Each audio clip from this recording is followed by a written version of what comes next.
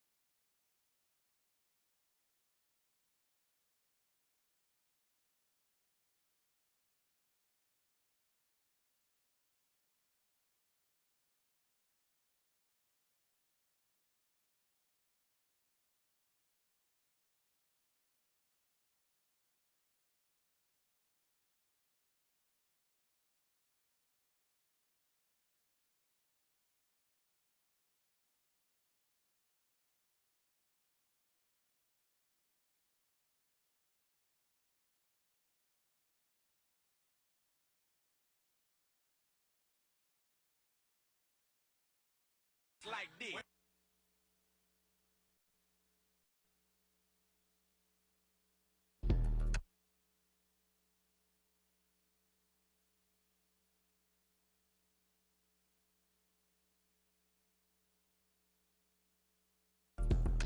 If we locked in, ain't no switching up.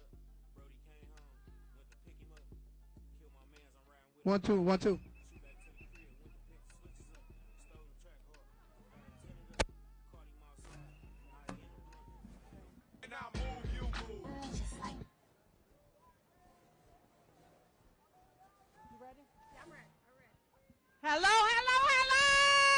Woo!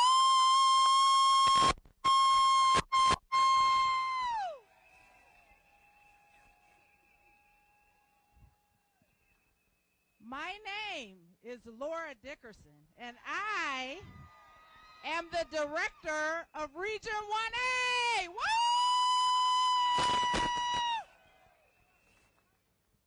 Oh, thank you. And I am LaShawn English of Region 1. So where Region 1 at? Region 1, yes! Yes! They can't get two microphones to work for us, but we are the MCs of the program. I just want to say to all of you, you know last night the first historic national strike was called on the Big Three.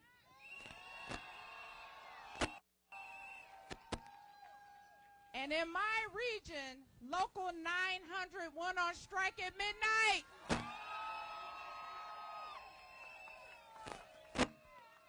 That's the only Ford plant in the state, the only Ford plant in the country currently on strike. Now, they may not end up being the only one on strike, but right now we're asking for your support for Local 900.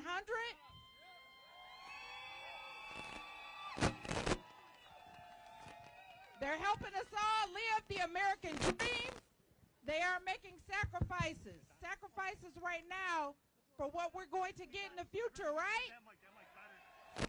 A better contract, a better way of life, COLA,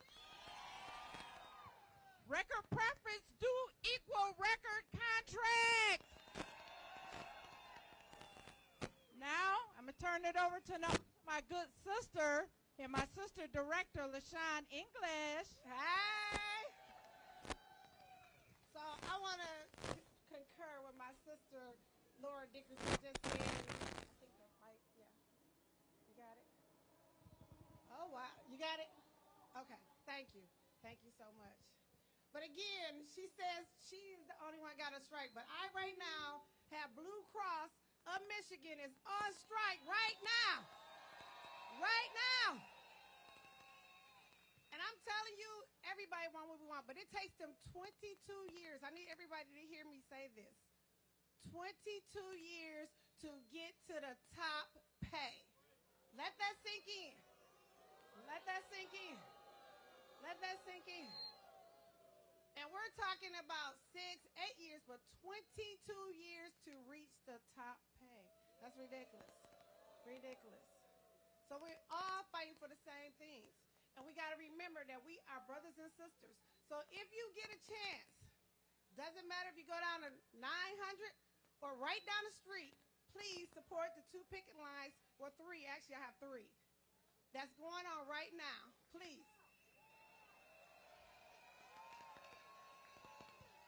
And if you're not on strike, please also donate supplies because they really do need it. I really do need that of you. Yes. Okay.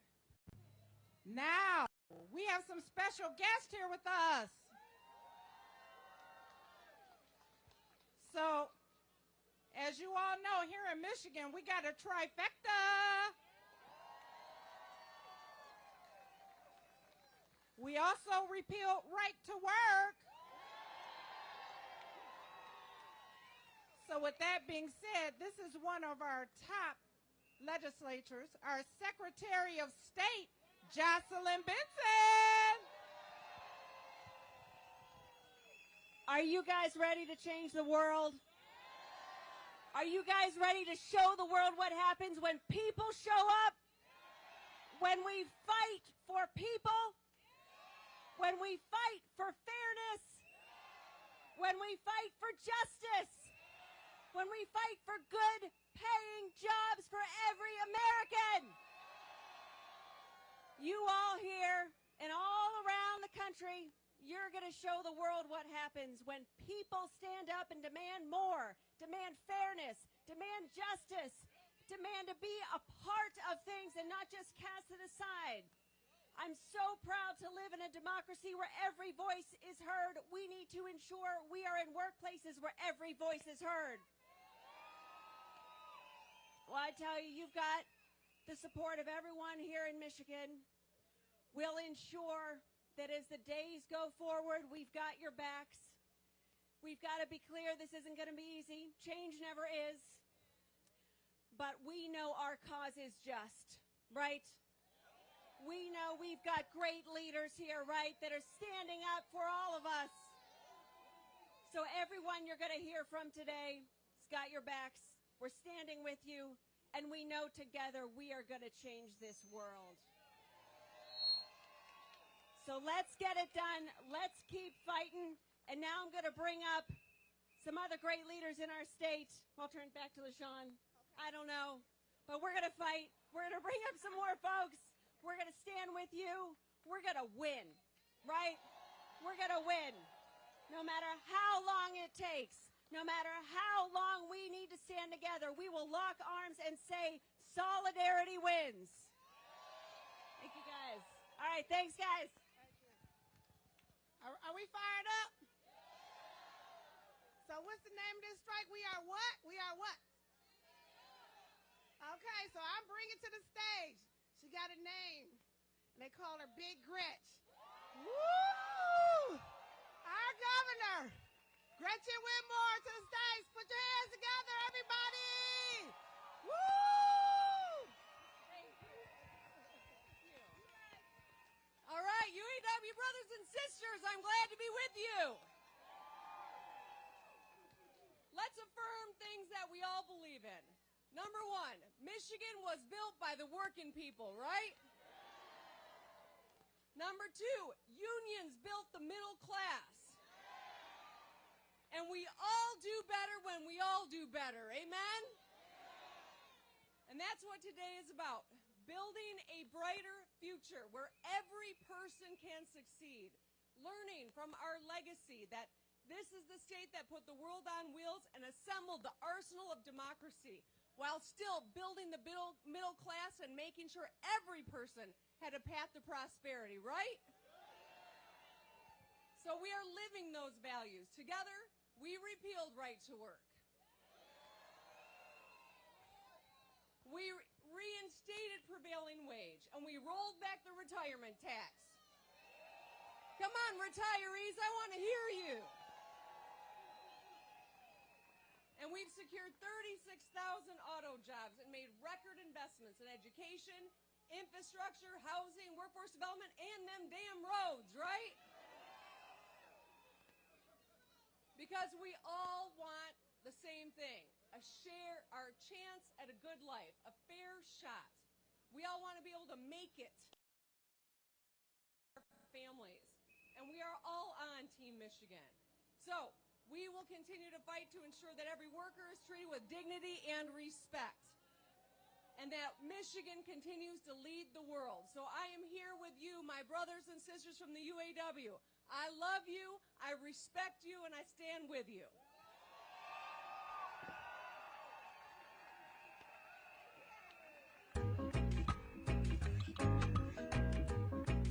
Let's give it up for our governor!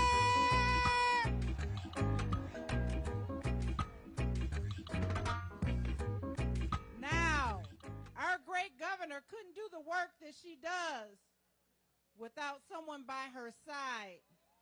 That person we see often in my region, Region 1A, but I will tell you, it is my great honor to introduce not only the Lieutenant Governor, but my friend, Garland Gilchrist.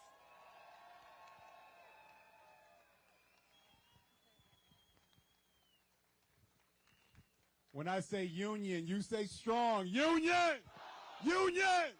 Union! Unions not only built Michigan, not only built the middle class, but delivered everything that's valuable to families in America.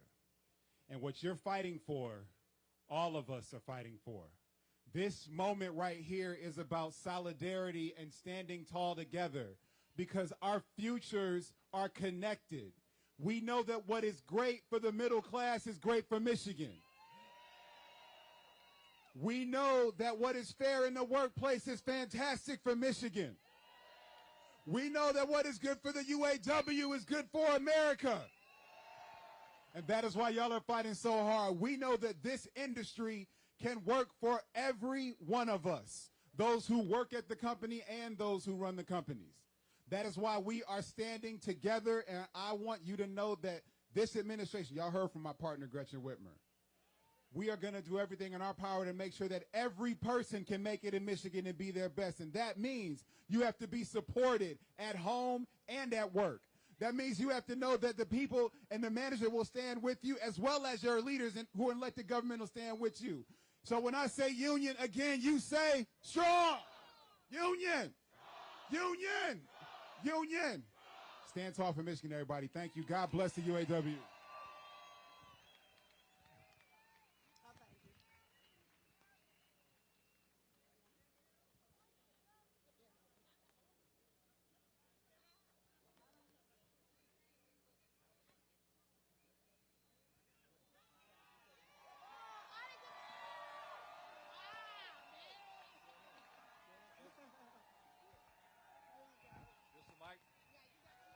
What's going on? You guys are ready to rumble now, aren't you? We're in it, baby. This is what happens when corporations don't take care of the people. I'm up here right now to introduce somebody that's one of the best warriors in the battle against the corporate class and the billionaire class. It's time that politicians in this country pick a side. You know, we've been accused of causing a class war. Class war has been going on for 40 years in this country. The billionaire class has been taking everything, and the working class has been left scraping paycheck to paycheck just trying to survive. It's time to put an end to that class war. And it's time to pick a side. Either you're with the billionaire class or you're with the working class. So it's my pleasure to introduce one of the strongest allies we have in labor, one of our biggest allies for economic and social justice for everybody. He's a lifelong warrior in the fight against the corporate class, kicking ass against the billionaire class. Chair of the Senate Labor Committee, UAW family and friends, I'm proud to introduce Senator Bernie Sanders.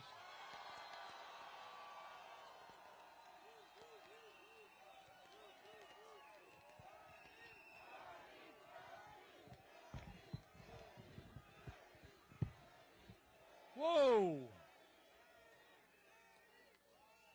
Thank you, Shawn. Thank you, UAW. Thank you for inviting me, and it is an honor for me to be here with you today. And let me thank the UAW for standing up not only for your own members, but for the working class of this country. The fight you are waging here is not just about decent wages and working conditions and pensions in the automobile industry. It is a fight to take on corporate greed and tell the people on top this country belongs to all of us, not just a few.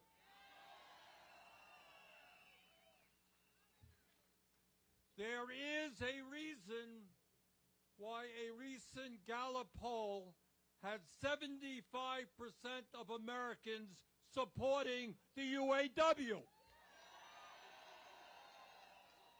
They are sick and tired of an economy in which the rich get richer while working families struggle and the most desperate sleep out on the streets. So what this struggle is about here in the Midwest is a demand that we finally have an economy that works for all of us, not just the few. And I want to do something, I want to say a few words about something you don't see much about on TV or in the halls of Congress. And that is what is going on in the American economy today and what has gone on for decades. Believe it or not, that at a time of unprecedented income and wealth inequality today, weekly wages for the average American worker are lower today than they were 50 years ago. In other words, despite a massive increase in worker productivity in the automobile industry and in every sector of our economy, despite the fact that CEOs now make 400 times on what their average worker makes, despite record-breaking corporate profits, despite corporate America spending hundreds of billions on dividends and stock paybacks, the average American worker today is worse off than he or she was 50 years ago. Brothers and sisters, that is exactly what this strike is all about. And that is why every worker in America, white collar, blue collar, in between, has got to stand with the UAW in your struggle for justice. In America today, while we have more income and wealth equality than we have ever had in the history of this country. You got 3 people on top owning more wealth than the bottom half of American society. Despite all of that wealth, brothers and sisters, and you know this well, 60% of our people are living paycheck to paycheck. Paycheck to paycheck. And that means that every day they are living under the incredible stress. They're worried about paying the rent. They're worried about putting food on the table. They're worried about being able to afford to go to a doctor when their kid gets sick. They're worried about the high cost of childcare. They are worried about whether they'll ever be able to send their kids to college. I grew up in a family that lived paycheck to paycheck, and I know a little bit about that. This is the richest country in the history of the world, and families in America, families in the automobile industry, should not have to live with that kind of stress.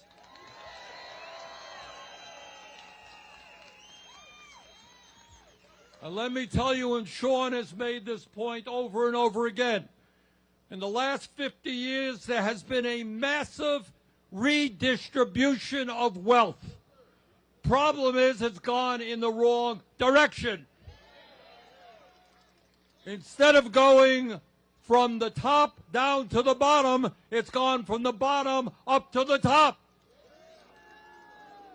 And what this strike is about, and what workers are standing up all over this country for, is we're going to reverse that trend. If the ruling class of this country wants a redistribution of wealth, we're going to give it to them. And one of the reasons I am so proud to be in Detroit today with the UAW is all of you know your own history. You know that back in 1937, 86 years ago, your grandparents stood up and helped transform this country.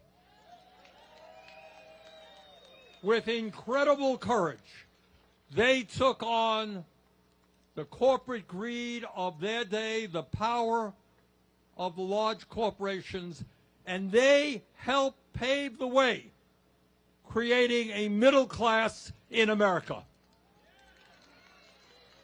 That's what the UAW did in 1937. And here we are today in 2023, 86 years later. And once again, the UAW is helping to lead the effort to rebuild and grow the middle class of America. Thank you very much.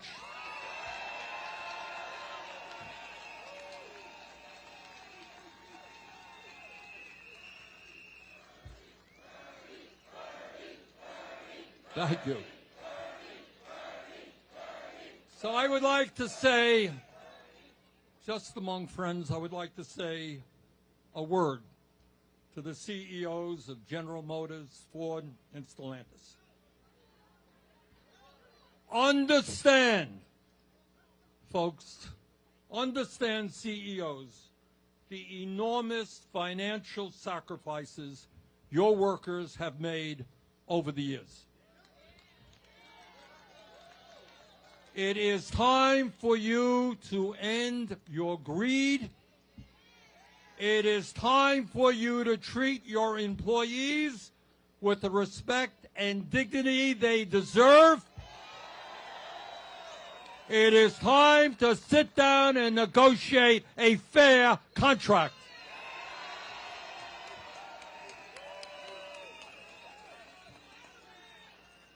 Now I say to Mary Barra, the CEO of General Motors, last year you made over $29 million. Since you became CEO 8 years ago, you have made over $200 million in total compensation. And I say to Ms. Barrow, Do you have any clue what it's like for one of your workers to try to survive on $17 an hour, which is the average starting wage of an automobile worker, $17 an hour? Do you know, Ms. Barra, what it's like to try to raise a family, put food on the table, and pay rent when you're making $20 an hour? And I say to Carlos Tavares, the CEO of Stellantis,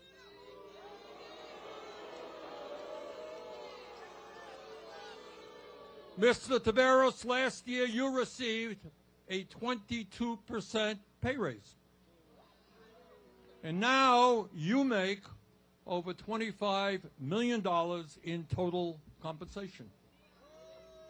Do you know, Mr. Tavares, what it is like to be classified as a temp? And despite working year after year, you remain a temp, receiving wages and benefits significantly lower than your brothers and sisters doing the same exact work. Mr. Tavares, do you have any clue what that is about?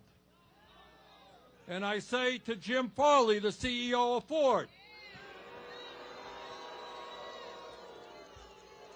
Mr. Farley, last year you made nearly $21 million in total compensation. And my guess is that when you retire from your job, you're going to have a great pension, golden handshake, and all kinds of benefits. Do you have any clue as to what it's like to be a worker getting older, having worked your entire life, and not having any money in the bank as you prepare for retirement? And let us all be very clear. I know sometimes the media has, to say the least, not been as clear as it might be on this. And let's be clear that what the UAW is fighting for is not radical. In the first half of 2023, the big three automakers made $21 billion in profits in 6 months, up 80% from the same time period last year. In other words, they're doing pretty good. Over the past decade, the big three made $250 billion in profits in North America alone. Last year, these companies spent $9 billion not to improve the lives of their workers, but to pay for stock buybacks and dividends to make their wealthy stockholders even richer. Meanwhile, while the CEOs and stockholders in the automobile industry made out like bandits, the workers who build the vehicles, you, are earning totally inadequate wages, and over the last several decades have fallen further and further behind. All of you know that there was once a time when a union job in the automobile industry was the gold standard for the working class in America. Well, we are determined to bring those days back again.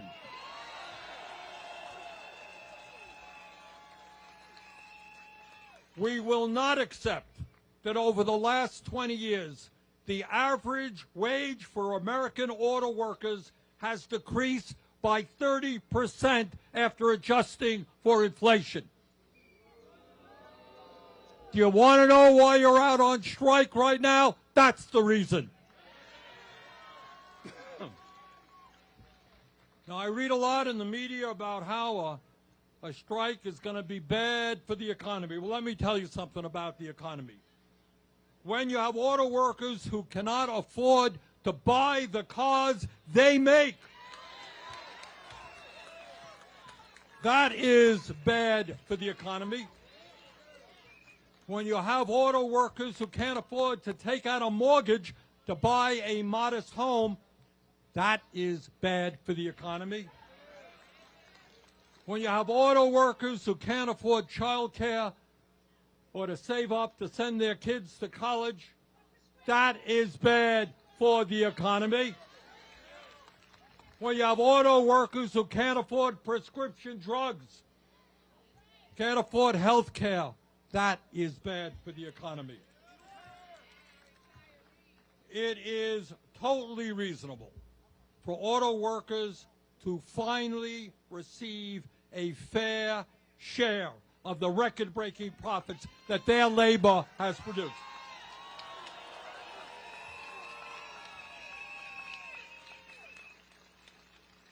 It means that if the big three can afford to spend $9 billion on dividends and stock buybacks last year, they can afford to provide a decent COLA to auto workers so their wages keep pace with inflation. It means that the time is long overdue to end the disastrous two-tier system. It means finally ending the use of temporary workers. And very importantly, it means that every auto worker receives a decent pension plan so they can retire with dignity. It means that workers should have the right to strike when an auto company announces that they will be shutting down another profitable plant in the United States. And by the way, over the years, they've shut down 65 of those plants. But that's not all. It means that as we combat climate change, the existential threat of climate change, and try to make sure that this planet is healthy and habitable for our kids, that when the auto industry builds new electric vehicle and battery plants, it means that the workers in those plants become part of the UAW and receive the same wages and benefits as union members.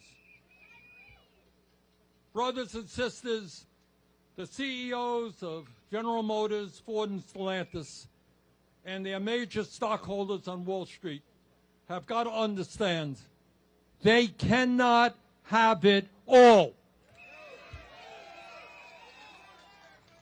We refuse to live in an oligarchy. We refuse to accept a society in which so few have so much and so many have so little. Brothers and sisters, enough is enough. Let us stand together to end corporate greed. Let's stand together to rebuild the disappearing middle class. Let us create an economy that works for all, not just the 1%. And let us all, every American in every state in this country, stand with the UAW. Thank you very much.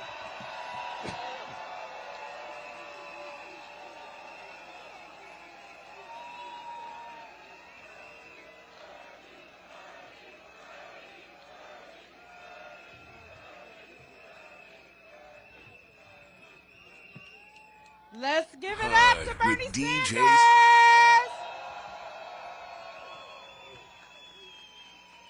And our international president, Sean Fain.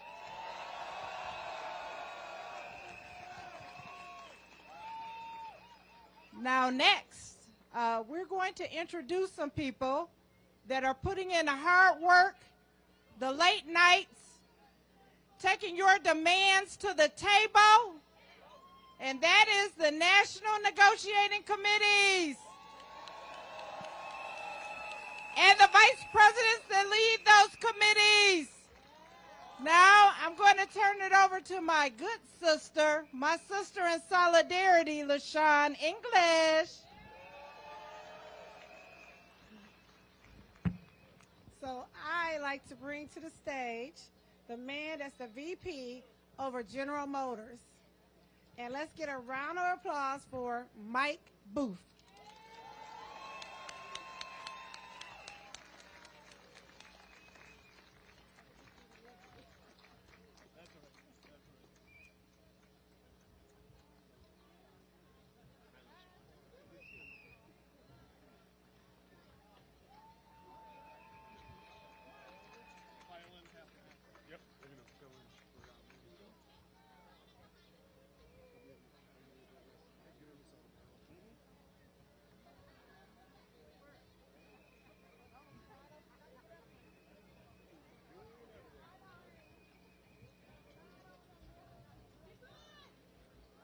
When I say, who are we, you respond, UAW. Who are we? UAW. What are we? UAW. One more time. UAW. It's an absolute honor to be here with each and every one of you. In the past 33 years, this has been like family. We share our likes, our dislikes. We express our differences. We have arguments and agreements. Just like our real brothers and sisters do. At the end of the day, we always have each other's backs. So I want to read to you an email I just received this morning.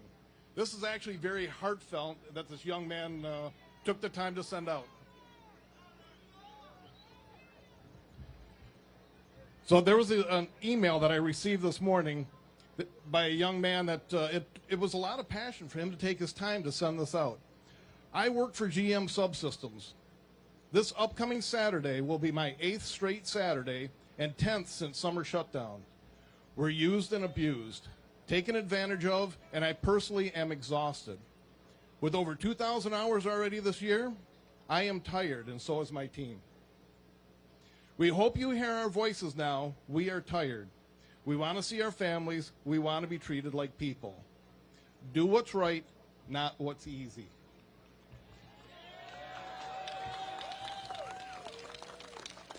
He ended it with the words "in solidarity," and that means a lot.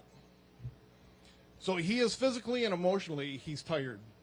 He wants a simple act of enjoying his family. His ask is not him being greedy or lazy or selfish. This brother is craving for something as simple as respect. Last night was the opening salvo taken by the UAW to wake up not only GM, Ford, and Stellantis, but all of corporate America. The middle class of America are feeling exhausted, frustrated, and held down. It's our time to stand up. So on behalf of the entire UAW GM department, the negotiators are here. We're honored to be here with you. Thank you, each and every one of you.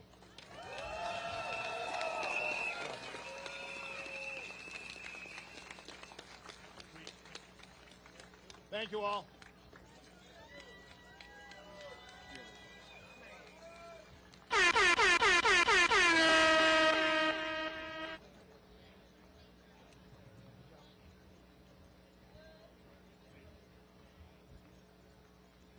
Okay, let's hear for the Mike. You gotta get a hand clap for Mike.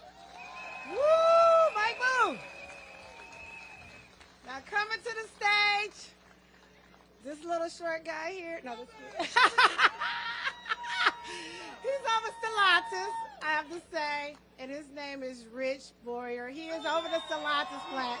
So, hey, come on up, Rich. Hey, we're going to start by, first thing I want to do is thank all of you, because I'm going to tell you something. The only strength we have is you. You're the strength of this whole thing. We have finally come together and tell everybody we belong, we deserve. This is my National Bargaining Committee, strong people, real good people. You know, we sat down the other day and we went around the room and talked about our experiences in bargaining. And the reason why I did that is because I wanted everybody to understand we all matter to each other, right? So now I want to say a couple things. I normally don't do this, but I want to quote one thing that I read from Dr. Martin Luther King today. He said, a strike is not about being greedy or selfish. It's about dignity and respect, right? Now I'm going to get into it.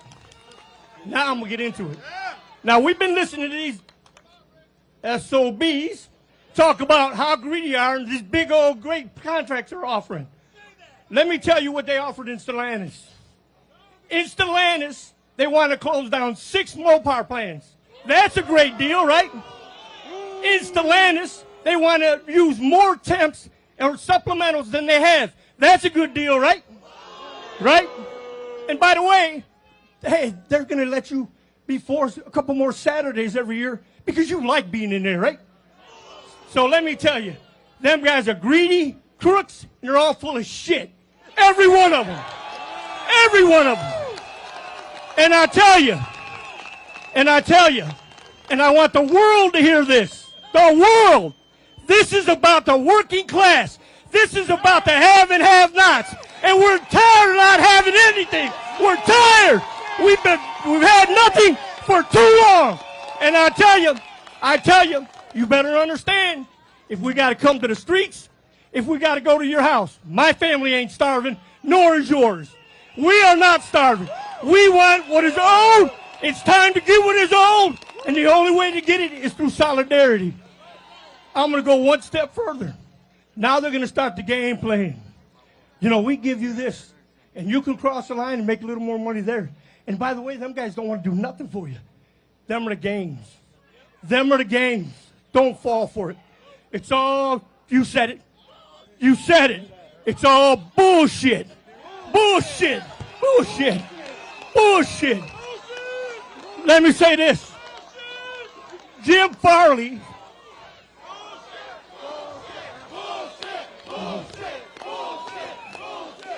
Jim Farley said that we are trying to negotiate for $300,000 for everybody. Bullshit. Bullshit.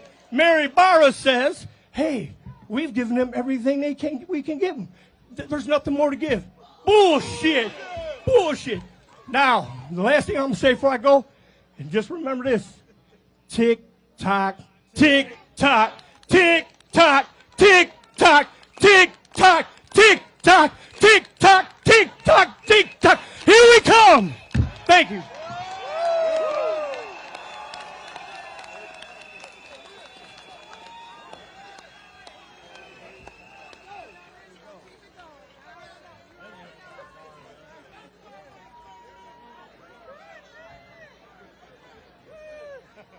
I would leave it off, but no, I'm not.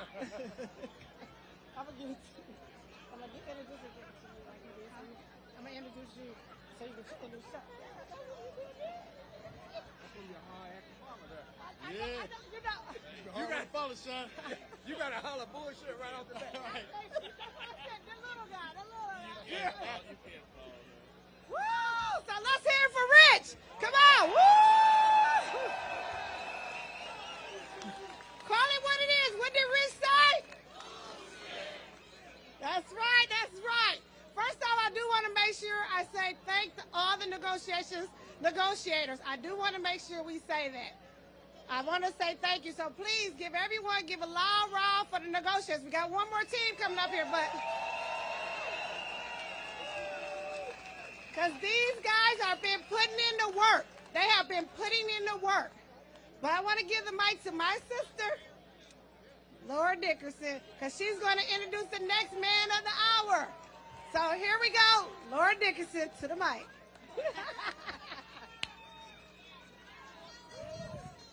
Well, let me say this. This is my honor. This next team and this next vice president needs no introduction. I told you earlier I have the only Ford plant in the country on strike. And this man, who, by the way, was my boss at one point in time. He didn't know what he was doing, but I think he did something right. But I love him. I know the negotiators love him. And I know all of the members at Ford Motor Company love him. Vice President Chuck Browning, and the National Negotiating Team. Let them hear you. Let them hear you in Dearborn. While they're sitting on their asses, let them hear them in Dearborn. Bring them back. Yes. Yes. First of all, I'd like to thank all of our members, not just our members at UAW Ford, but our members at UAW Stellantis, UAW General Motors, that are on the picket lines today. Let them hear you.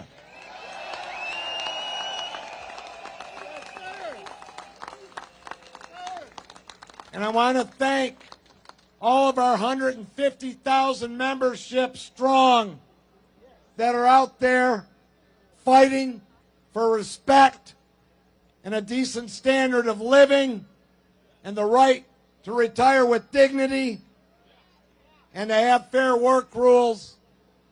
Let them hear you here in Detroit.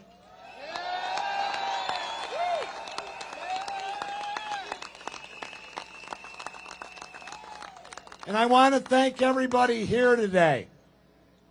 This is a historic moment in the UAW. We all remember the sit-down strike and the challenges to organize in the early days of our union.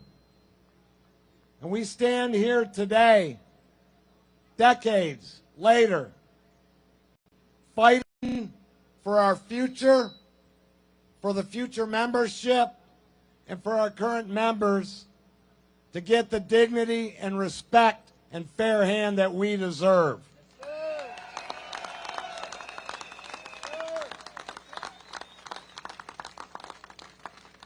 And with the leadership of our president, Sean Fain, we will stand up until we get what's fair.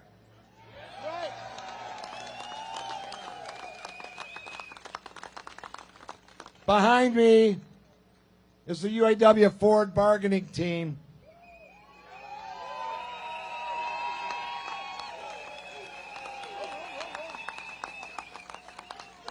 Oh yeah, we'll do it. Woo, woo.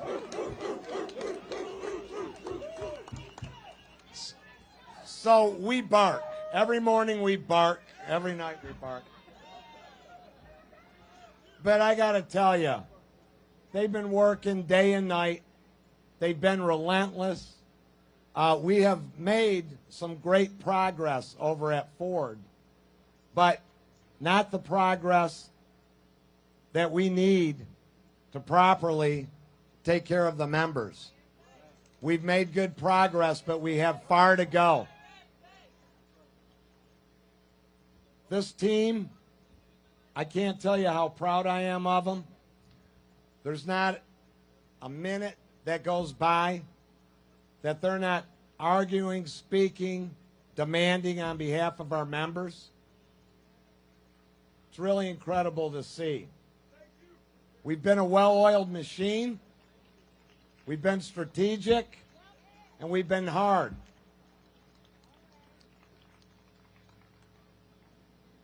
You have some fans over there, some late applause.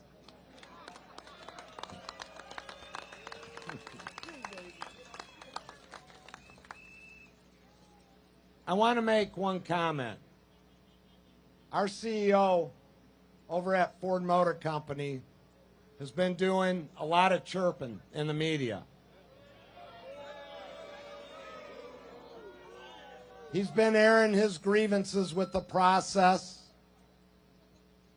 He has an issue that the bargainers aren't behaving like the peasants he believes they are, and taking the scraps and taking things that he thinks in our best interest, which he's pretty proud of. He's been advertising what he thinks is a great agreement all over the place.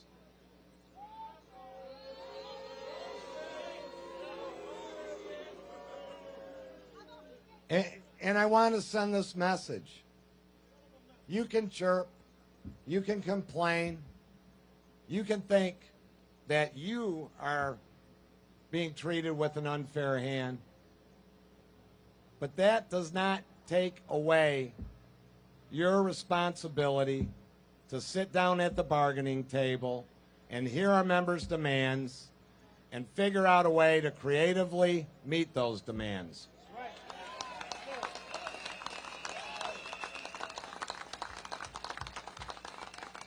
I don't know who the hell he's bargaining with in the media, but he ain't bargaining with us.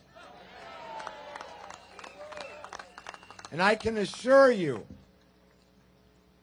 when the company sits down and sincerely wants to resolve our issues, the members' issues, then we will prevail and we will have the agreement that we all deserve, and we will get back what's been taken away from us for the last 13 years with their heavy-handedness.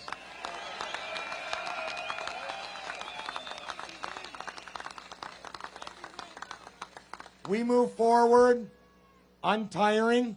We will not yield. We have not taken one damn concession through this negotiations, not one. And we have to stand up, because it is our time to stand up. I can be very long-winded, as you know. But I'm not going to be long-winded today. The committee's been working hard. I know you have all been supporting us. It means so much. It's so inspiring to us. I feel fresh as a daisy because of all of your energy that you're sharing with me. But every morning we meet, and every evening now we meet to end the day. And we meet and we go through the course of what we expect to take place during the day. And we always end the meeting by saying, what are we going to get? We're going to get our shit. So I want you all of you, to be our extended bargaining committee. And I'm going to end my remarks with this. What are we going to get? Our shit. Get our shit. Get our shit. Get our shit. Get our shit. Thank you very much. I love you.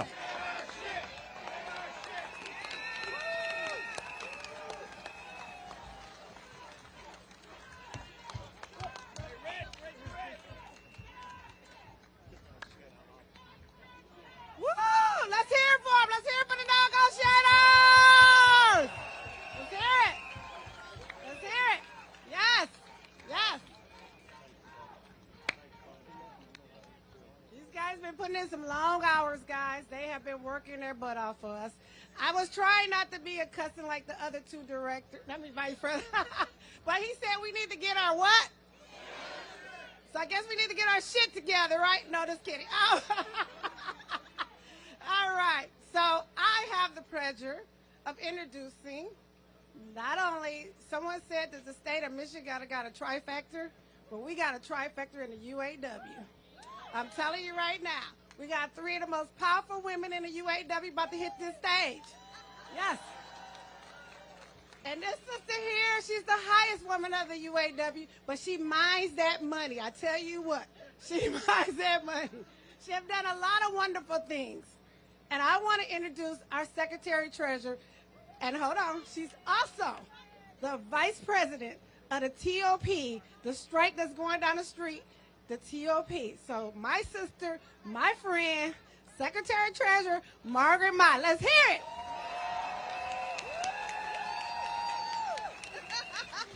All right, all right. Hello, hello, hello. Good afternoon, sisters and brothers. Look, no matter where you work, today we are united in a common cause. That's right, yes. Not just striking auto workers in the big three plants. They're not the only ones out here, but solidarity across all sectors of this union. Like our brothers and sisters on strike at local Union 997 in Newton, Iowa. Local 2326 in Edison, New Jersey. That's you? All right. Here we go, right over here. We are proud to support our Blue Cross Blue Shield members who are on strike this week. Now, I want you to hear me when I say this. Be very, very quiet, because you may think that you heard wrong, but just pay attention. It takes 22 years to make top pay at Blue Cross Blue Shield. Bullshit.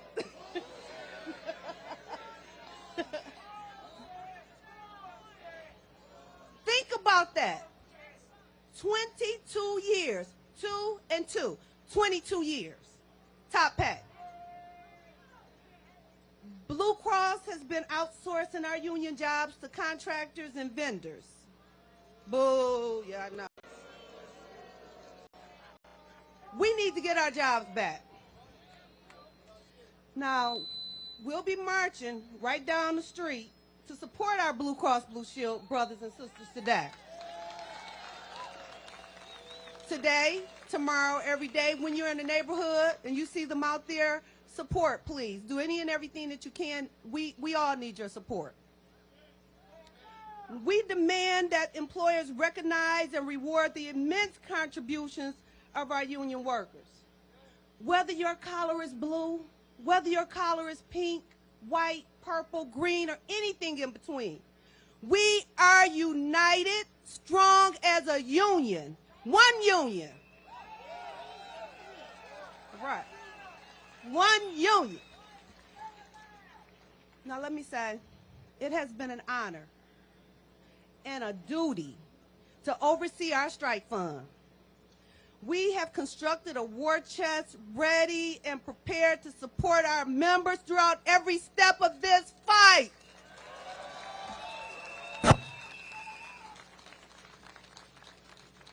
Entrenched corporate greed harms all of us. Just this morning, Vice President Boyer and I and our staff, we went to Toledo Jeep, and we were there when they walked out. Toledo Jeep in the house? All right. What did we say last night when we were standing, or this morning? Shoot, this morning when we were standing out there? No justice? No justice? No justice? That's what we said this morning, y'all. Corporations have made record profits because of our massive sacrifices. I stand with all the working class who deserve a better quality of life. I will be with you as we fight. In this fight, we will continue to fight. Thank you very much.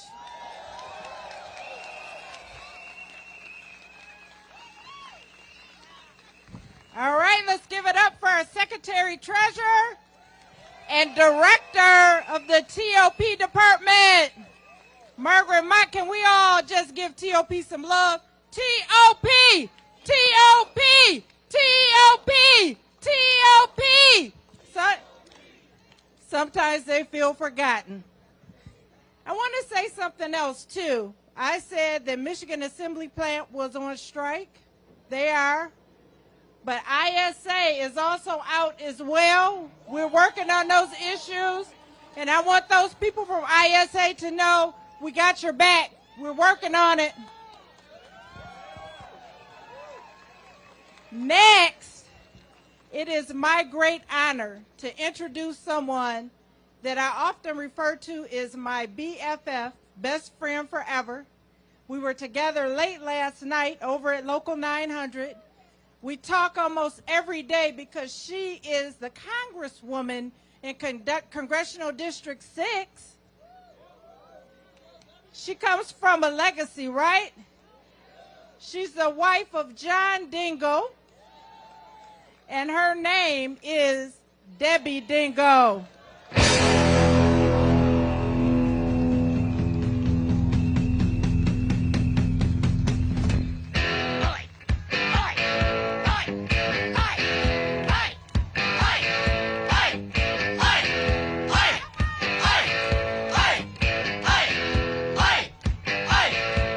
Sing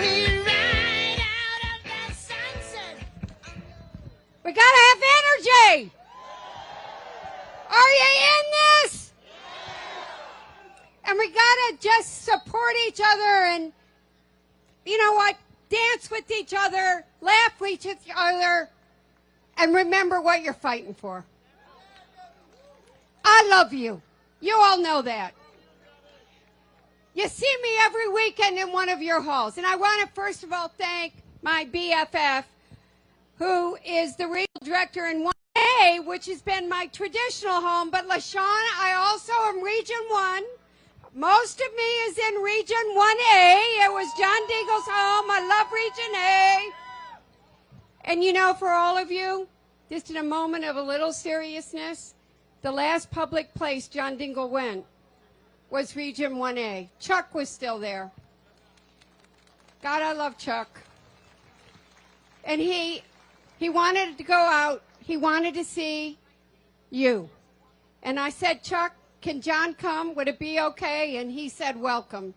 That was the last public place John Dingle went before he died. And he's watching from above. He's not from down there, according to that, you know, that asshole. And he's talking to God, and he's saying, these workers need our support. I did say thank you, LaShawn, that I was also in yours. But I want to, I'm going to be brief because you've had a lot of speeches. But a lot of people are looking at you. Look at the cameras back there. Takes a while to get people to pay attention. You know, they're not in the union halls or working with you on the ton of projects that everybody does. But you need to tell people, you need to put your face on what this is about. That when the companies were in trouble in 2008, 2009, we didn't want them to go bankrupt. So who gave? The workers gave their COLA. You haven't had COLA since 2008 or 2009, and your real wages are less than what you were making in 2008 or 2009. Tell it. Tell them you have less buying power than you did then. Tell them about the tiers. People do not understand tiers. They don't know that some of you have been temporary employees for 8 or 10 years and still don't have benefits. They don't know that 2 or 3 of you are working on that assembly line doing the same job and making significantly different wages. Tell them. And you want job security. And lastly, I want to say this. I'll be damned if we'll cease our leadership, our innovation and technology to any other country in the world. We are the best workers in the world. And as we transition to whatever the next vehicle of future is, from the internal combustion engine to the electric vehicle, the workers must be part of that transition.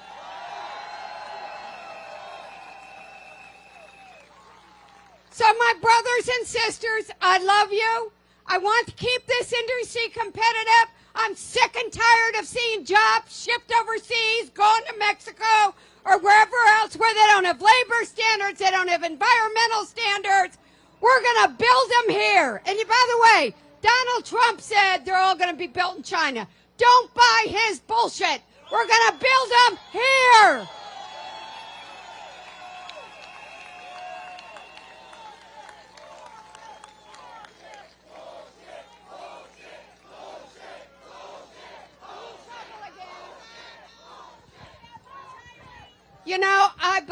I have Rashida is like, I always blame my bad language on Rashida. But she says I swear more than she does. I'm a Catholic girl. But anyway, I love you all. We're all going to be there. You know, I was in 900 last night. I was in 900 Sunday. I love 900. I love 600. I love 3,000. And I'm going to start and get in trouble. Stay together. United we stand. Have each other's back. Put the human face on it. And we'll come out of this a competitive industry with workers being the backbone of America. Thank you. Thank you. Okay, so y'all heard her. So I want to understand when she said tell your story, also hashtag behind there, and it should say what? Well, I can say that too, but you can put the bullshit behind the stand up. So please make sure she's right. Tell your story. But use that hashtag. Use that hashtag, please. Oh, wait, I love it. We just got a new hashtag. But I don't, hey, we don't want to go there. We want to keep it clean, want to keep it safe. Stand up. So next coming to the stage, from the moment I got elected, this young woman called me on the phone, and I actually didn't even know who it was. But I tell you what, the moment we got on the phone, we started talking about working people. I mean, the moment we're talking, and I'm being honest, we're talking about women. So I don't know, no one's talking about this subject enough. But again, Shawn put some things on the proposal about when we have babies. Women in the crowd, do you get tired of going back to work in 6 weeks? I don't hear any raise. What's up? 6 weeks is not enough, right? You don't want to leave your baby when you after 6 weeks, right? Daycare is hard, right? Okay, but we also put in a proposal for you men too, so you guys get to stay home with those babies. Okay? So those are some of the things that we're writing for. But this young lady that's come to the stage, we've been corresponding about that. I'm a little too old to be having babies, but I remember what it was like. And I tell you what, it was very hard to leave my son when he first was born. So I do appreciate that Shawn did put this on the proposal, and she's going to help us. So U.S. Rep. Haley Stevens, so please get your hands up. Woo!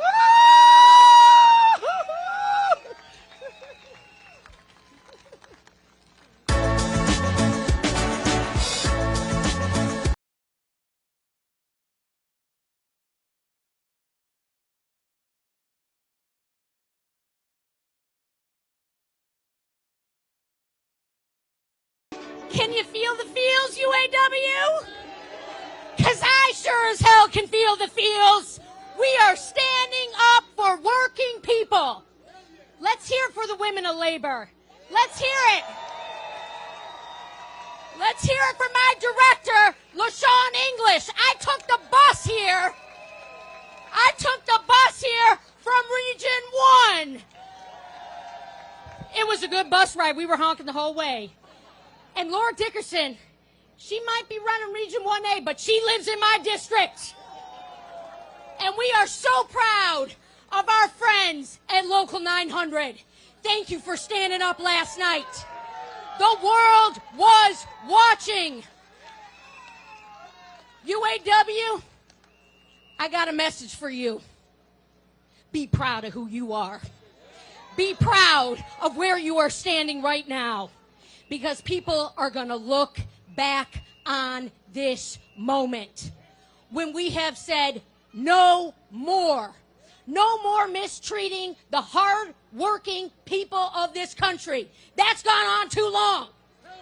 I'm going to tell you something. I'm in D.C. and they're talking about a shutdown. That hurts working people. We have got to give people the dignity for their fair share work. I'm sick of these corporate profits ballooning. I was there during the auto rescue. I saw that deal get cut. I saw the concessions. We had the words GM in bankruptcy in a sentence. It was unheard of. And the working people stood up to save an industry. Folks, you have been working your ass off through a recession, through a pandemic. And I'm going to tell you something. You know, in D.C., when the Texans start tapping you on the shoulder and saying, how you doing it in Michigan, you know you're doing something right. This steady hand of hard work, rising through any challenge. That's what it's all about in Detroit. That's who we are. They cut us down. They say, who's going to shut off the lights? We turn back on the lights. And that's what you're doing. What you're doing right now is not easy. I'm an elected representative, but I am your representative. You are heard, you are seen, you are loved. We're standing here today. It's not just about today. It's about the tomorrow and every tomorrow after that. So from this stage and this moment and this great leadership that we see coming out of every single one of you back to the halls of Washington, D.C., that's where we're going. I'm proud of you, my friends. I love you. I'm here to tell your story, and I'm here to see us to the other side of this. I can't wait to celebrate when that contract gets signed. Because it's going to be a contract of beauty. It's going to be a contract about the wages. It's going to be a contract about your justice and equity. We're together. I love you. We'll see you on the other side. Thank you.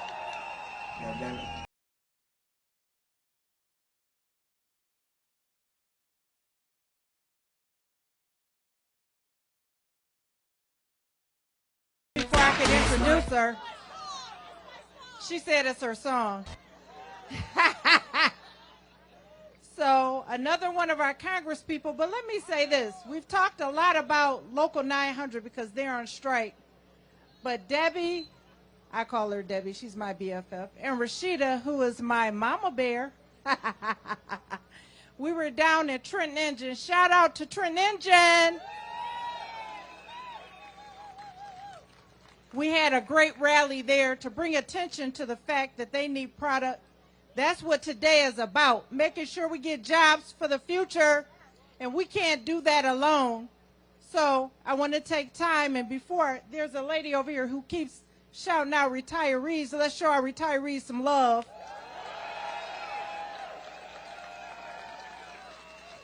We love our retirees. So without further ado, I introduce Congresswoman of the 12th District in Michigan, Rashida Tlaib. Welcome to motherfucking Detroit, goddammit.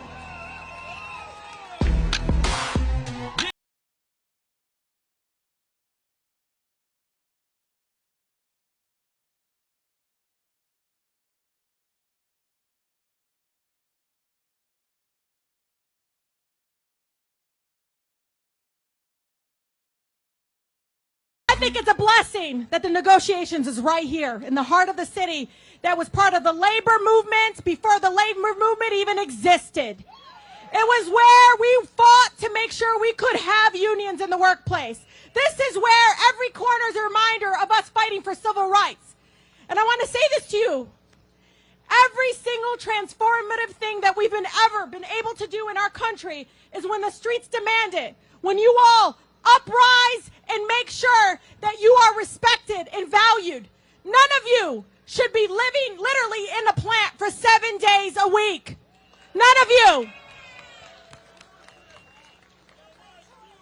It is unbelievable that, you know, when my dad started, I mean, he only had 4th grade education when he started at the Flat Rock Ford. And when he got on that line and became part of the UAW family, he felt human dignity for the very first time. He said he learned. It didn't matter what kind of education he had. It didn't matter he had an accent. It didn't matter anything. He was on the line with his brothers and sisters, and he was equal to the against those big folks out there that got all the money, but they don't have all the power. We do. So what do we want? End tears. Say with me, what do we want? When do we want it? And if we don't get it, I don't hear you if we don't get it. What do we want? When do we want it? And if we don't get it, and what else we want? COLA. 1948, since 1948, COLA, the cost of living adjustment, has been part of every single UAW contract until 2009. You all took the biggest hit. You all took the biggest hit. The plant closures destroyed communities. They didn't care. They turned their backs on you all.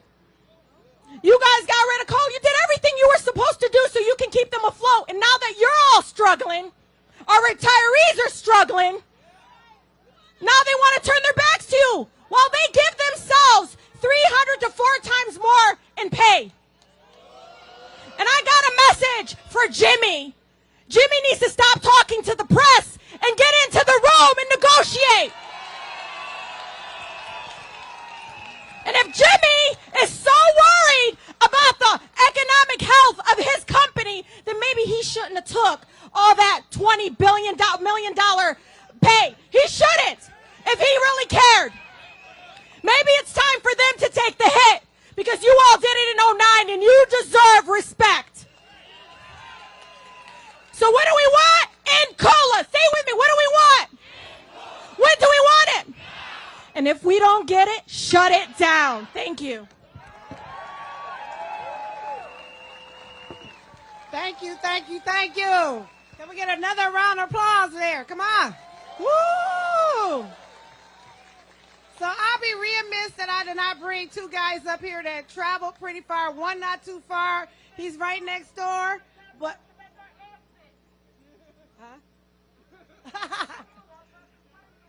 oh, okay. I don't know what that's all going on there. But I'd like to bring to the stage. You know them? Oh, just 2 people. Dawn. 3. No, 2 right now. 2. Oh, 2 people I want to recognize. Dave Green, Region 2B. I know we got 2B in the house. Woo! I'm not to know if y'all aware, we did have a busload of members that came up here all the way up to Michigan to support this. And here's the guy for the hour, Brandon Campbell. Woo! Region 4. So they're going to give us a quick second of words of encouragement before the Master Act come in. So we're going to start with Brandon, or whichever way. Go ahead, buddy. Go ahead. Hey, you've been standing out here long enough. It's time to hit the streets, brothers and sisters. We've been crying long enough. So what do you say? No more tears. No more tears. No more tears. No more tears. Brothers and sisters, you hold the line. That's your job. One day longer, one day stronger. One day longer, one day stronger. One day longer, one day stronger. All right, stay solid, brothers and sisters. Thank you, brother. So last night we walked out 6,000 people from Stellantis. Region 2B. No justice, no Jeeps. No justice, no Jeeps. No justice, no Jeeps. No justice, no Jeeps. That's right. Hey, and I've been doing this for a minute. And for a long time, they used to come to me and tell me, I said, what is this contract? We got to fight to live another day. Have you ever heard that? Fight to live another day? Today is our day, people. Today is the day. God bless y'all.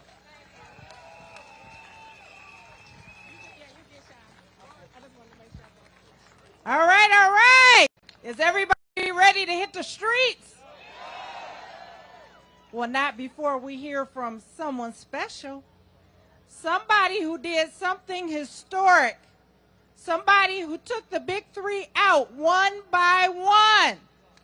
Somebody who's bargaining for the middle class, who's bargaining to end tears, who's bargaining for a strong contract, who's bargaining to end COLA. Our international president, Sean Fain.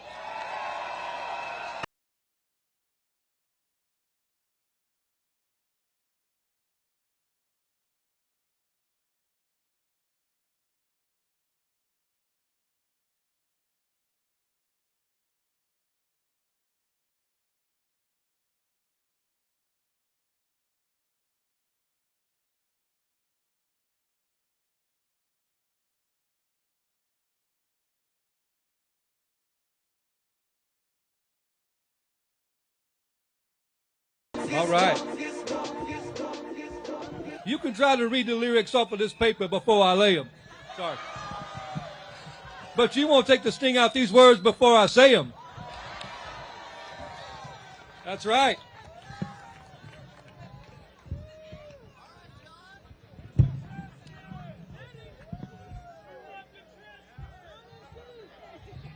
All right. So good afternoon, UAW family and friends.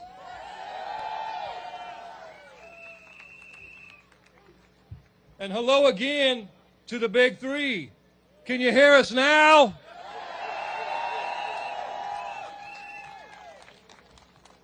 It's my absolute honor to stand here with you today on the doorstep of another proposed casualty of corporate greed. As we speak, the company, Ford Motor Company, wants to shut down this training center now. It's one more casualty in the long line of buildings that just keep on getting shut down. Of the 65 plants the Big Three have shut down in the last 20 years. It's got to stop.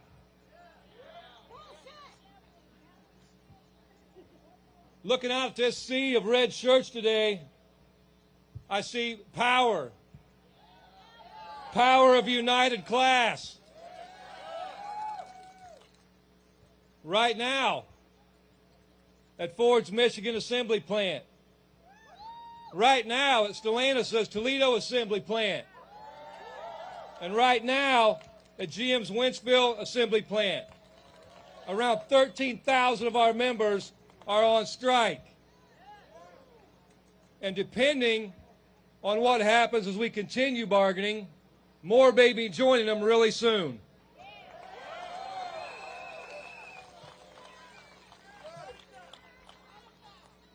For the first time in our history, we're on strike. Not just against Ford, not just against Chrysler, not just against GM, but all three. As we've said for months, nobody should be surprised.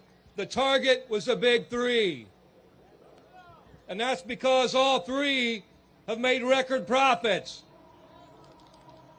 In the last 6 months alone, they made $21 billion. That's money that our workers, the work of our people, create. In the last decade, they made $250 billion. $250 billion. While our workers have went backwards. All three of the Big Three have price gouged American consumers. They've ripped off the U.S. taxpayer. And all three have nickel and dimed the American worker. All three have failed to recognize the contribution that our workers make. The sacrifices we've endured. You know, the retirement insecurity that over half of our workers don't have anymore. That's what you have to look forward to after you worked in the Big Three for 30 years. Knee replacements, shoulder surgeries, and no post-retirement health insurance, and no damn retirement security. We've created these profits, and these companies have forced our hand.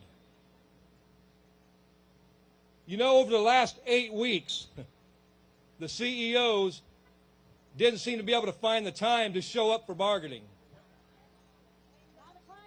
But in the last week, in the last 24 hours particularly, the CEOs and the executives have found a lot of time to be able to go on corporate news and talk the talk. And we all know what they say. They say they can't pay us a decent wage.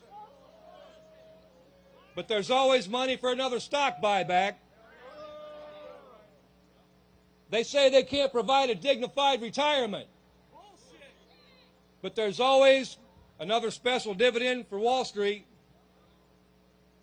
They say they can't provide a cost of living allowance. But there's always millions of more for the CEOs to bump their salaries up. You know, Mary Barra, CEO of General Motors, was on CNN just this morning. And they, of course, gave her an 8.5-minute segment. And she said every management talking point you'd expect to hear. And in those 8.5 minutes, she made more money doing nothing than any auto worker in America makes in over 2 weeks.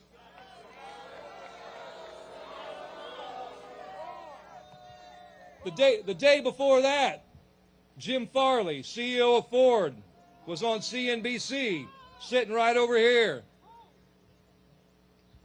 He said if they give us economic justice, it would bankrupt the company. He talked about how we can't pay auto workers too much because then public school teachers and firefighters would get left behind. I don't know where the hell he's been living, but public school teachers and firefighters, everybody's been left behind. Even paying us the shit that they pay us. That man made $21 million last year. In their economy, the CEOs get everything, and the working class gets shit on. In their economy, workers live paycheck to paycheck while the billionaires buy another yacht. In their economy, we make all the sacrifice and they take all the profit. In their economy, one of our workers would have to work 400 years to make what a CEO makes in 1 year. So we're going to wreck their economy because it only works for the billionaire class.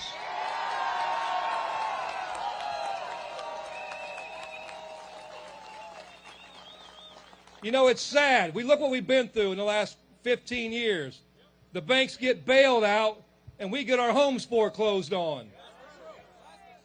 The big three get billions of our tax dollars to fund an EV transition. They got billions of dollars to get bailed out while the workers got left behind. They want to use scare tactics now, saying we're going to wreck the economy. All the pundits are saying that now. All the media talking heads. It's going to wreck the economy if we get economic and social justice. We're not going to wreck the economy. We're going to wreck their economy.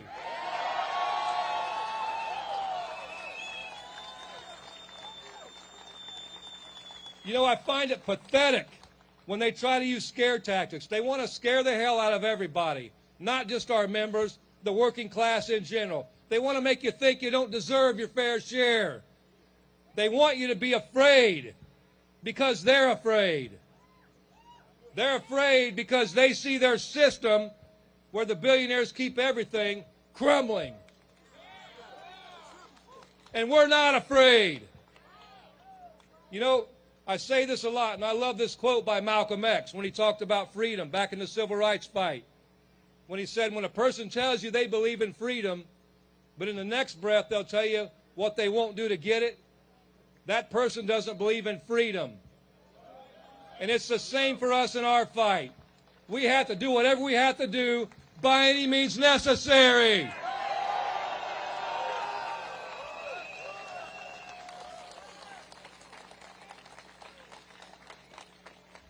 We have nothing to fear. The only limit we have is the limit we put on ourselves. We've got to stop it. No limits. Look around. You know who's scared? The corporate media is scared. The billionaire class is scared. And the big three is scared. I look around here, I see power.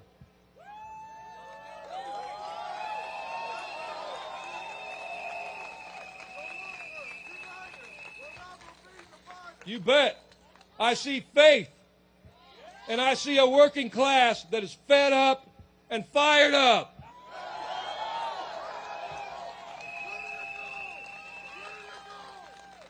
I see working class people from all walks of life standing together. UAW friends and family, there's only one thing left to do. When I asked you if you were ready to rumble, you all said you were.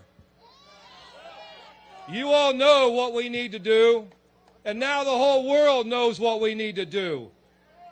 When they tell us to sit down, we stand up.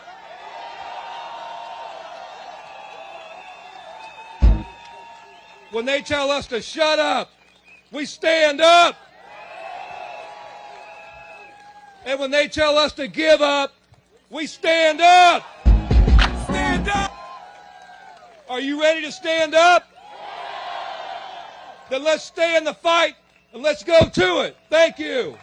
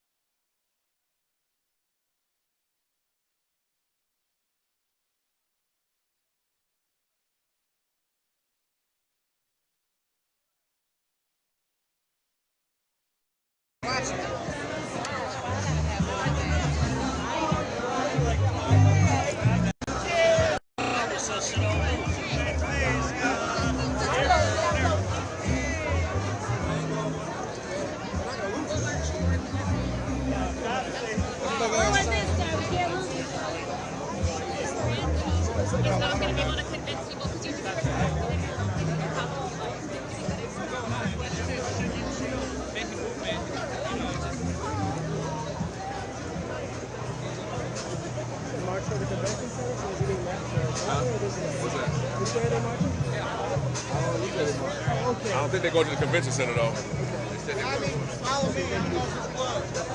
You got to track at least 4 behind. Sorry.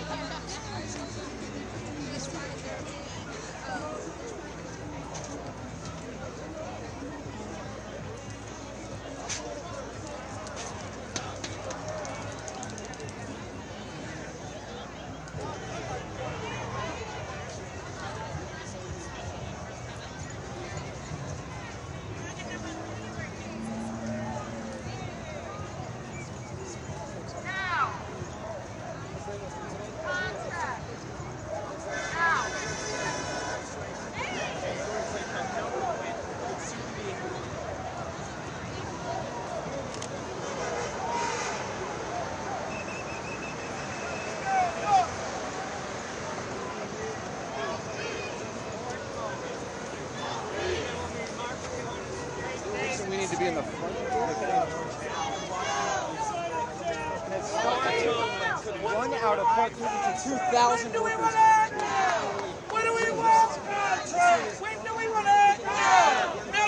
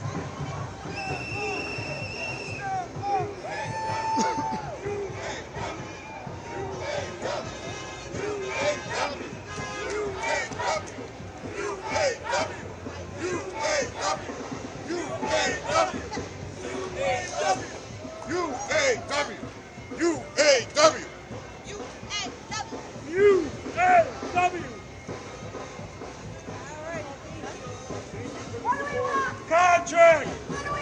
Now! Contract! Now! Contract! Contracts! Contracts! Now!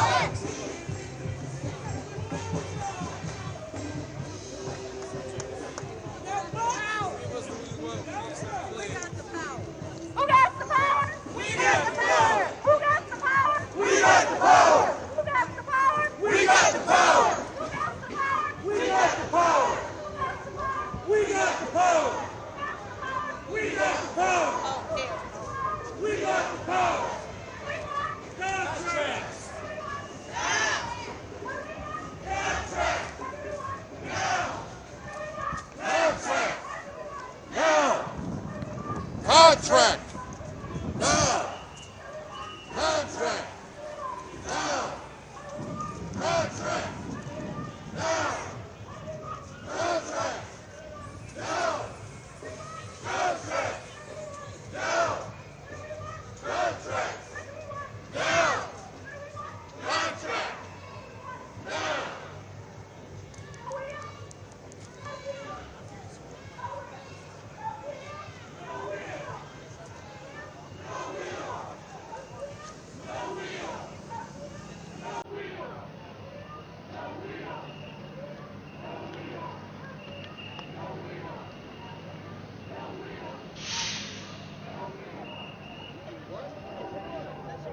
It's UAW too.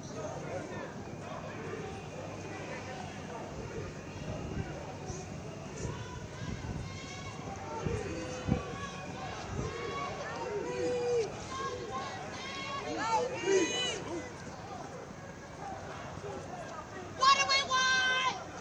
Contract! What do we want?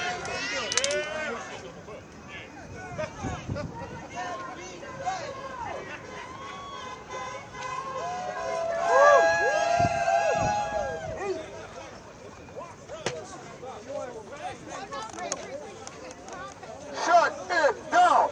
Shut it down! Shut it down! Shut it down! Shut it down! Shut it down! Shut it down! Shut it down! Shut it down! Shut it down! Shut it down! Shut it down! Shut it down! Shut it down! All right, keep moving for me, y'all. Keep moving. Now! Justice! Go ahead, get in there. I'll move as fast as I can. There we go. Thank you. Everywhere we go! Everywhere we go! Not a problem. People want to know who we are. who we are. So we tell them. So we tell them We are the union. we are the union. Mighty, mighty union. Mighty, mighty union. Mighty, mighty union. Mighty, mighty union. Everywhere we go. Everywhere we go, People want to know. people want to know who we are. All right, keep it moving. So we tell them We are the union. we are the union. Mighty, mighty union. Mighty, mighty union. Mighty, mighty union. Mighty, mighty union. The workers united. Will never be divided. The workers united will never be divided. The workers united will never be divided. I wouldn't have thought I talked to them.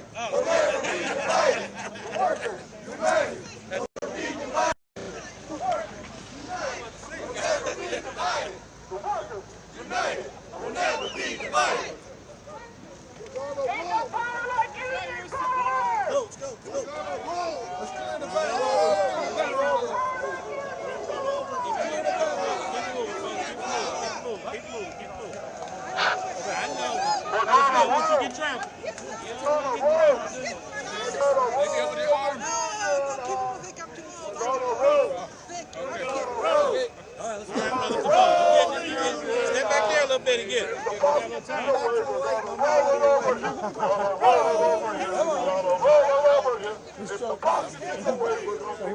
It's good people.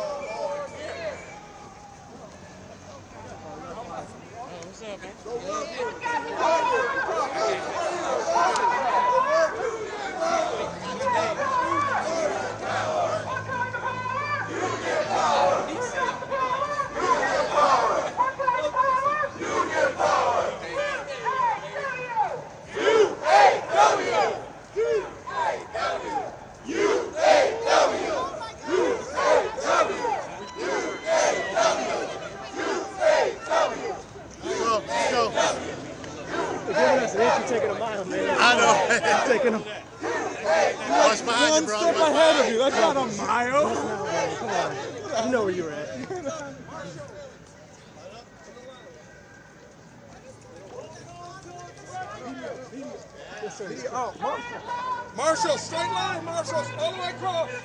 Straight line. Straight line,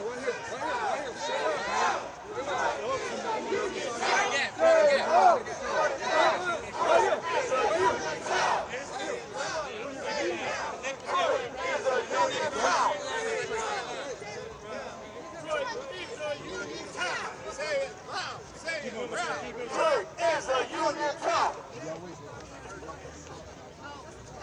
I see what you did there. I see what you did there. Yeah, I see that. That was smart move. Didn't work, but I see what he did. Spread out. Straight line, Marshall, straight line, straight line.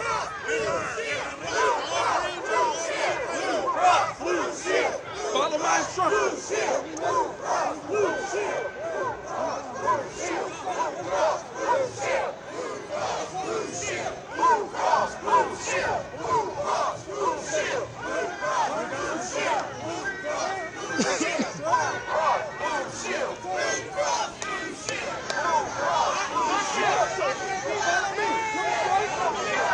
Excuse us. We need another one, better than the other one. We need a contract.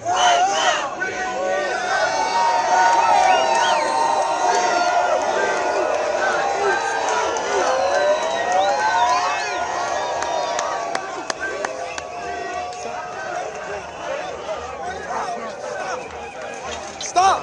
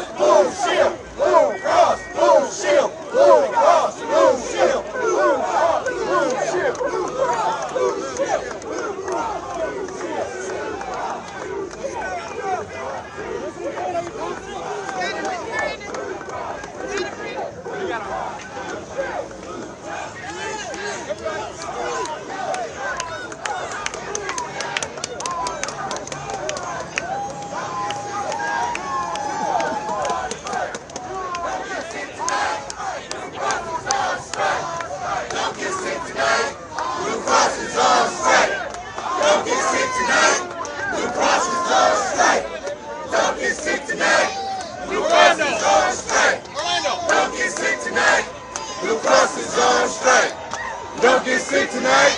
Blue Cross is on strike. Don't get sick tonight. Blue Cross is on strike.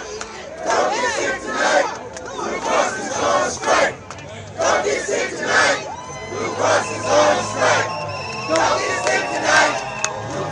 is on strike. That's their kryptonite. Blue Cross is on strike. Don't get sick tonight. Blue Cross is on strike. Don't get sick tonight. Blue Cross is on strike. Don't get sick tonight. Blue Cross is on strike. Don't get sick tonight. Blue Cross is on strike. Don't get sick tonight. Can I ask a question? Blue Cross is on strike. Don't get sick tonight. Blue Cross is on strike. Don't get sick tonight. Blue Cross is on strike. Don't get sick tonight. Blue Cross is on strike. Don't get sick tonight. Blue Cross is on strike. Hey. Blue Cross is on strike. Don't get sick tonight. Blue Cross is on strike. Don't get sick tonight. Blue Cross is on strike. Don't get sick tonight. Blue Cross is on strike. Don't get sick tonight. Blue Cross is on strike. Don't get sick tonight. Blue Cross is on strike. Don't get sick tonight. Blue Cross is on strike. Don't get sick tonight. Blue Cross is on strike. Don't get sick tonight. Blue Cross is on strike. Don't get sick tonight. Blue Cross is on strike. Don't get sick tonight. Blue Cross is on strike. Don't get sick tonight. Blue Cross is on strike. Don't get sick tonight. Blue Cross is on strike. Don't get sick tonight. Blue Cross is on strike. Don't get sick tonight. Blue Cross is on strike. Don't get sick tonight. Blue Cross is on strike. Don't get sick tonight. Blue Cross is on strike. Don't get sick tonight. People united will never be defeated. People united will never be defeated. People united will never be defeated. People united will never be defeated. People united will never be defeated. Hold on. Everybody listen. Quiet! Everybody listen. We stand out in public like this as one. We can't be beat. As long as the bigger the crowd gets, the stronger we are. As a family, we fight amongst each other, but we stand as one. And these son of a bitches, they better know word coming. There's word coming. Word coming. Here we come. Here we come. Here we come. Here we come. Here we come.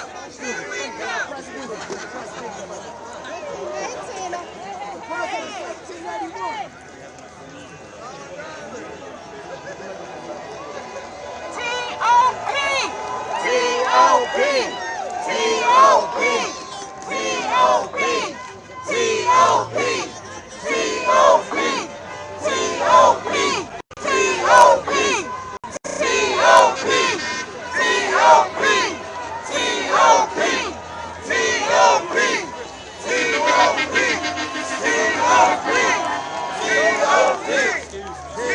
T.O.P. T.O.P. T.O.P.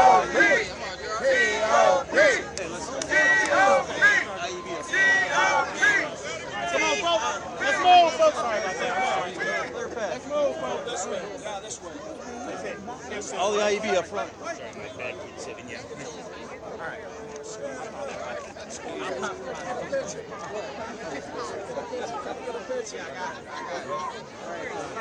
Yes, sir. Yes, sir. Too, Shawn. My name's Shawn, too. AWN also. We gotta move, y'all. Thank you, boss. We gotta move, folks. We gotta move. Hey, we gotta move, folks. Hang up, guys. Just want to get out. There we go.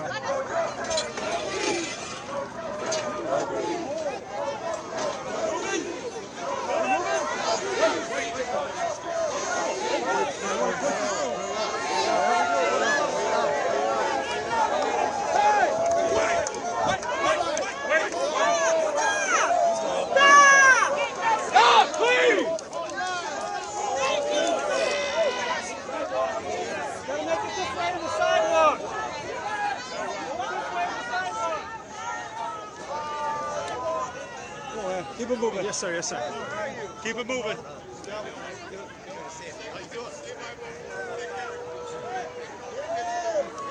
Power to the people. All right, come on, keep it moving. Power to the people. Power to the people. Power to the people. Power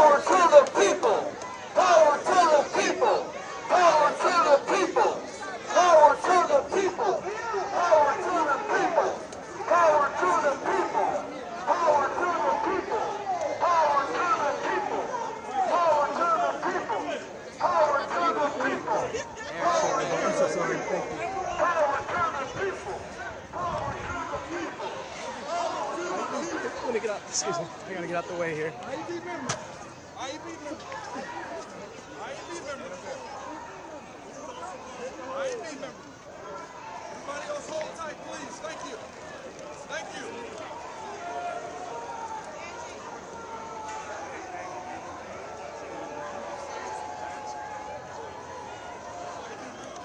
Everybody tell them what we want. We just want a fair contract. What do we want? When do we want it? Now. And if we don't get it, what are we going to do? Shut it down. What are we going to do? Shut it down. What are we going to do? Shut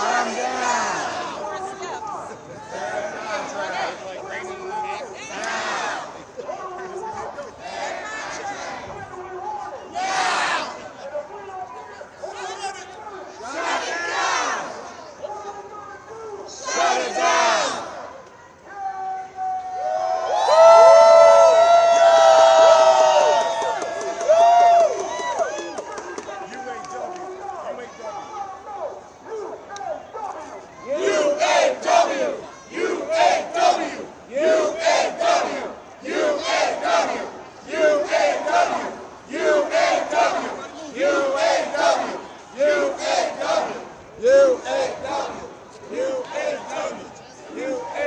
I know the drill. I'll get on this Yep, side. I know. I got your back. I'm not looking at. Yep, I got you. We're gonna head up the ramp, just so you know. Yes, sir. Yes, sir. All right, let's move. Let's move. What did you say? All right, hurry up. We're trying to hit my fat ass. There we go.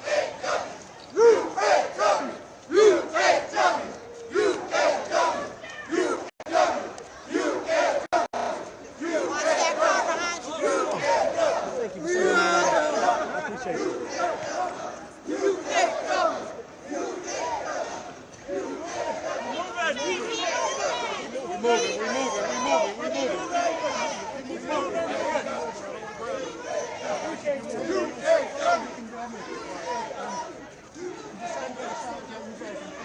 Get a shot. Thank you.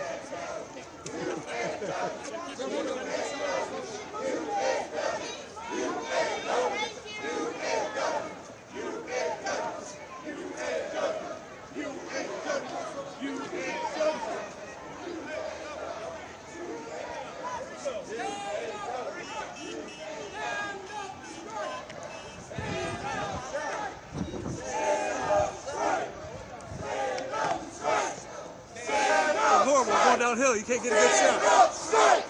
Stand up straight! Stand up straight! Stand up straight! Stand up straight! I got somebody behind you. Stand up straight!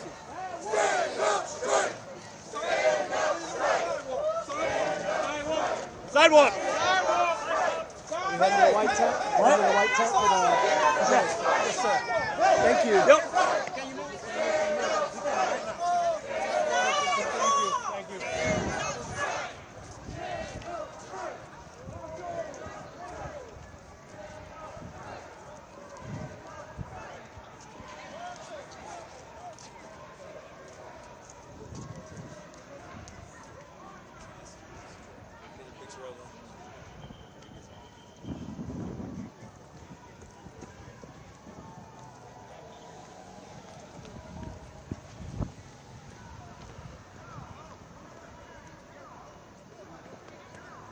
Are we... They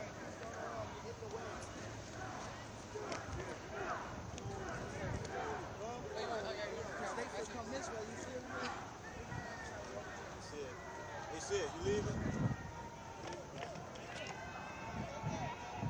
Where you from? Reuters. Okay, thank you.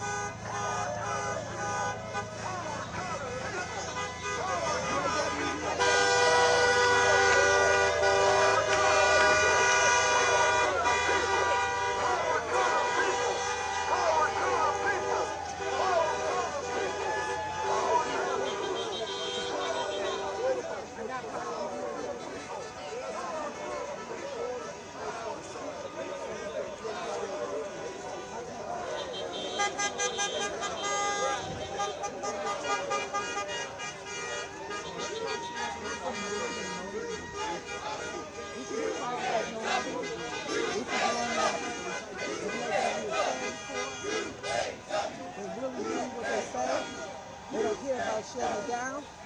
So.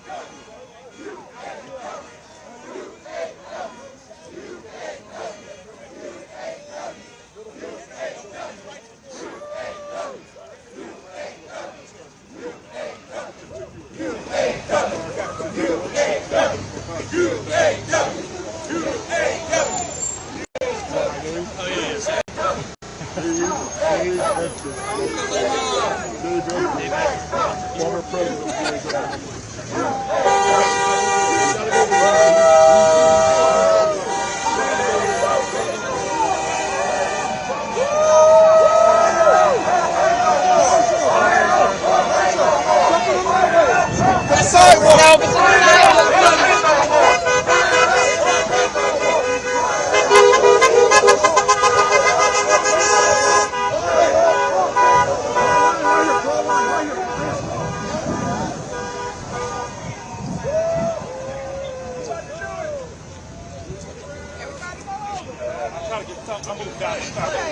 Stop them from turning at that light.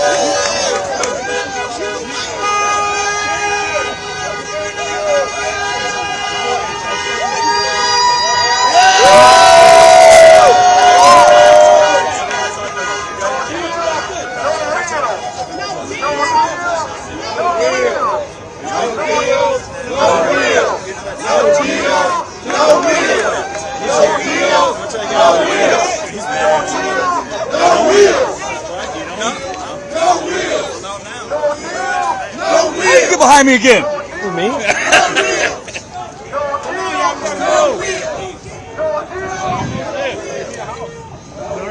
Trying to own my vehicle.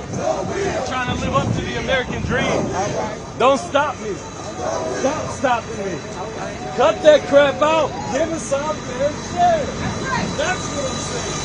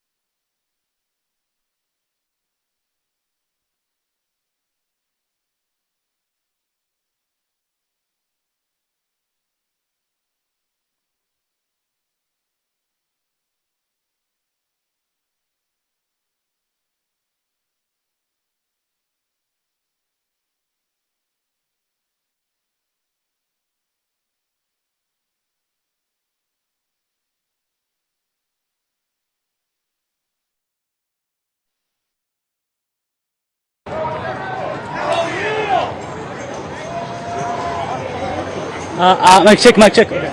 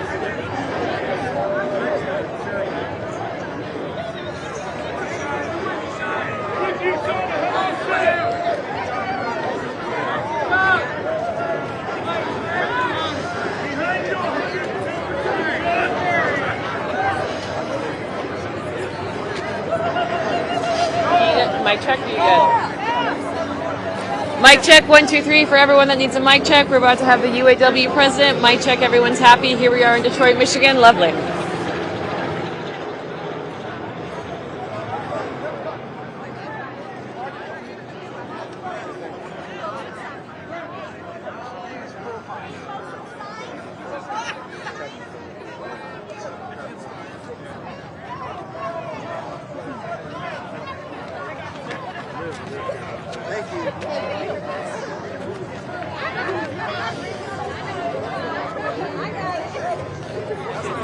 Union leader right here.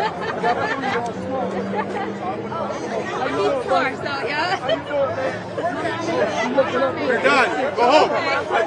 Go home. You're done.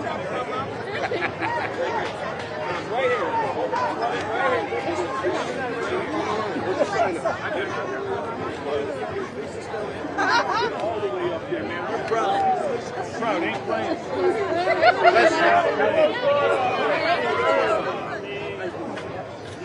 We should start cheering. Konnichiwa, Japan. Konnichiwa.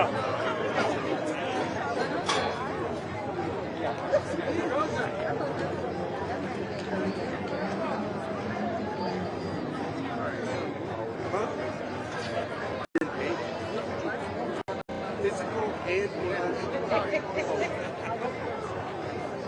I got you.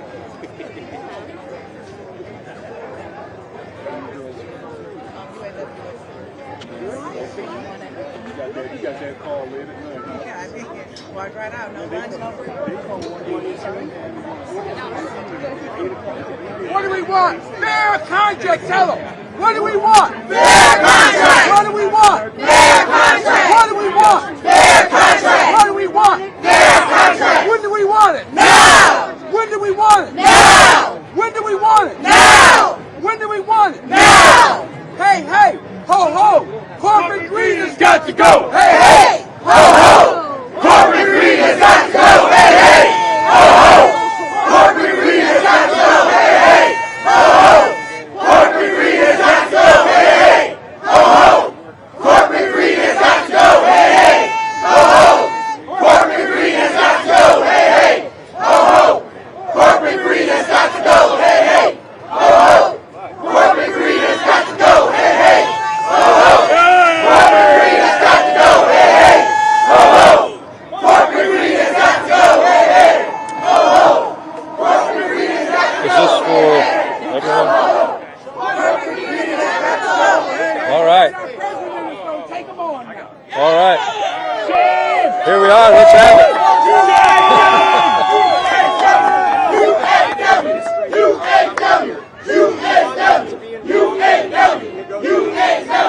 I'm not. No, we handle our business. You know, we're doing what we do. We've been there every day. It's a shame, as I've said, that the companies didn't show up for the last 8 weeks. They wanted to wait till the last week like they always do. Biden administration will help or hurt your cause? I'm not worried about the Biden administration right now. This is our job. This is our fight. This is the members. These members are out here. We're going to do what we got to do. So, we're going to take care of our business. We have our demands. We've been very clear about our demands. And if the companies don't come to the pump and deliver for these members and give them their fair share of economic and social justice, we'll amp up the pressure. We'll take more plants out. I'm sorry? We've been available every day, and I've instructed all three of the big three CEOs that we'll be at Solidarity House. We're not going to run all over Detroit trying to chase them down. When they're ready to meet, we'll meet. I know we're meeting with Ford in the morning first thing, and then we'll go from there. You provided counter proposals from all three of the big automakers. Can you tell us what you have negotiated? This whole story of them trying to claim that we haven't been there or we haven't provided counter proposals, every time they gave us a proposal, we discussed, we walked through it, but 80% of our demands, 80% of our members' demands were left off of their proposals. They fall way short of where we need to be. And as we've told people over and over, we told these companies over and over, they've had a decade. Our members made all the sacrifices in the economic recession, like always. We pay the price. They've had a decade of excessive profits, $250 billion in profits, and our members have fallen further and further behind. We've went backwards $10 an hour in the last 16 years, while the CEOs gave themselves a 40% raise in the last 4 years. And the price of vehicles went up 30% in the last 4 years. That's not because of what we do. It's not because of our wages. They're putting all this fear out there now, trying to make the public afraid that if we get economic justice, it's going to increase the price of cars. We went backwards, and these greedy corporations raised the price 30% anyway. It boils down to one thing. It's corporate greed, and it's got to stop. At what point will you strike at more plants? Well, that's going to be up to the companies. We'll see how they are tomorrow, and as things progress or don't progress, we'll make decisions as a board and as a union, and we'll take the next steps. Would that be as soon as tomorrow? It could be in a day, it could be in a week. It just depends on how things progress or don't progress. What do you mean when you said the White House is afraid? I'm sorry? What did you mean when you said the White House is afraid? I didn't say the White House is afraid. I didn't say that. Will you come down from 35? Is there a number you'll come down to, like close to 30 or 25, anything like that? Well, when we're where we feel we need to be, we take an agreement to our members, we'll do that. I mean, the thing is, this is up to the membership. They vote, okay? We can agree to anything in that room, and we've told the companies this. You can keep on trying to play games and keep trying to shortchange the workers. At the end of the day, whatever we agree to in that room really doesn't matter because the membership's going to approve it. If the membership don't approve it, we'll keep going back. It's up to them. The membership runs this union. Sir, you have protection for your membership when they strike. What about everyone else who's impacted across the industry, the supply chain, all of that? What's your message to them about the pain they're now feeling?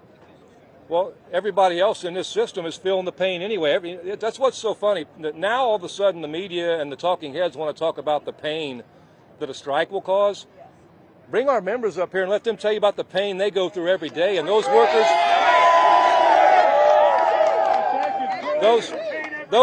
those workers in the economic supply chain that are suppliers, they got even worse conditions than we do. It's time we turn this thing around in this country and everybody gets their fair share. It shouldn't matter where somebody, I don't care, people talk about McDonald's workers. I don't care where somebody works. This is about who we are as a country. What do we believe as a country?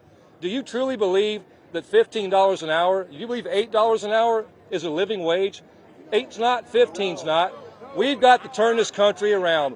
The billionaire class keeps taking all the loot, as Senator Sanders said so eloquently early. 3 people in this country have as much wealth as half the freaking people. That is inexcusable, and this system needs turned upside down.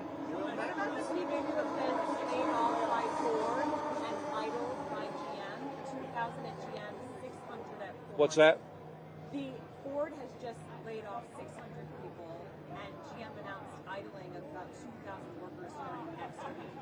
Those individuals are not eligible for the supplemental pay from the companies, and some of them are not eligible for unemployment. Will they get strike pay? We're going to take care of our members. Are going to be taken care of no matter what happens. We'll take care of them. We have their back. They have our back. At the end of the day, here's the deal. You know, we've had to take action because the companies chose to. Because the companies chose to screw around and waste time for 7 weeks instead of taking care of their membership. They call our members, they call their workers family. They've sat there for 7 weeks, and some of these CEOs want to sit there in the media and talk now about how I wasn't at a meeting the other day. I've been there for 8 weeks. They weren't. Now all of a sudden in the last week, they want to start talking about the union's not been there or we haven't done this. That's complete bullcrap. These people deserve their fair share. It's about them. Is what? What specifically do you need from the big three to get back to good faith negotiations? They need to take care of our members. I mean, that's the end of the day. I mean, how a CEO can sit there from a second multi-million-dollar mansion in Acapulco and talk to the workers and tell them we need to face economic realism. We've been facing economic realism for the last 40 years. The economic realism we're facing is that those people buy $2 and $3 and $4 million mansions and just keep on going, and everybody else suffers. They scrape to get by, paycheck to paycheck. That doesn't move an economy. You know, the talking heads can say what they want about a strike and how it affects the economy. The economy don't move when workers don't have purchasing power. You got to put money in the pockets of the people. That's what moves the economy. More billionaires is not going to move the economy.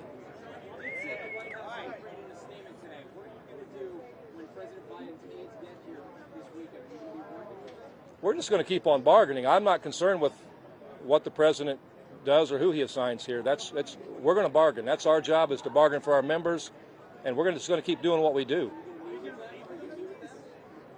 We've been in conversation. We've had conversations, you know, throughout this with White House and different people, and I mean, nothing's changed there. But at the end of the day, this is our fight.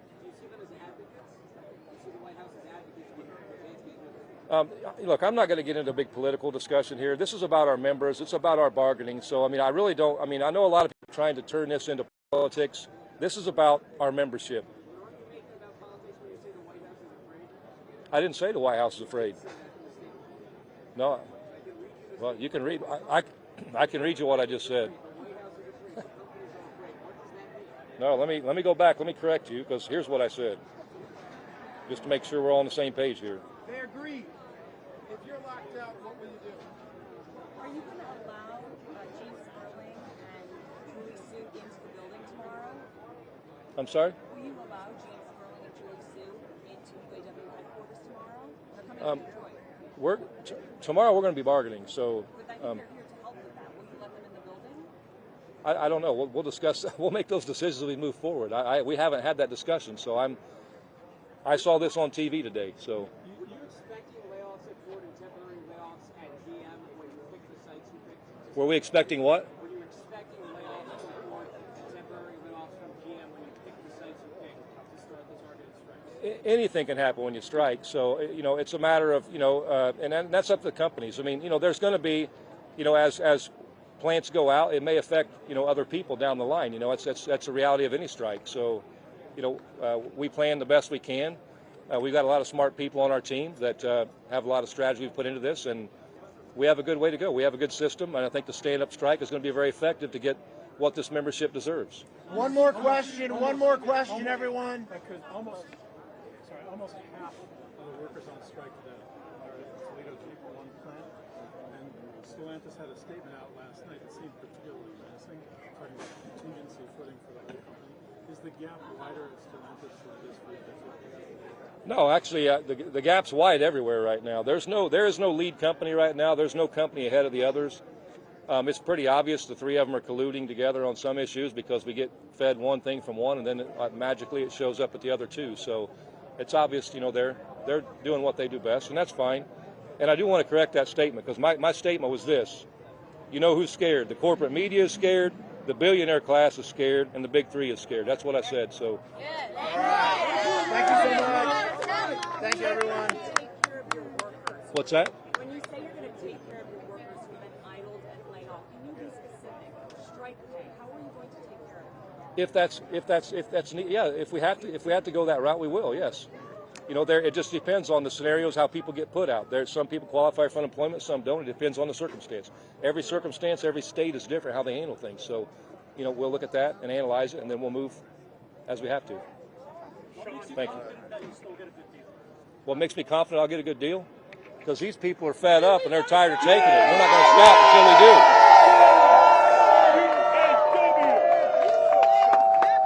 Sean, your grandfather started in Chrysler in 1937.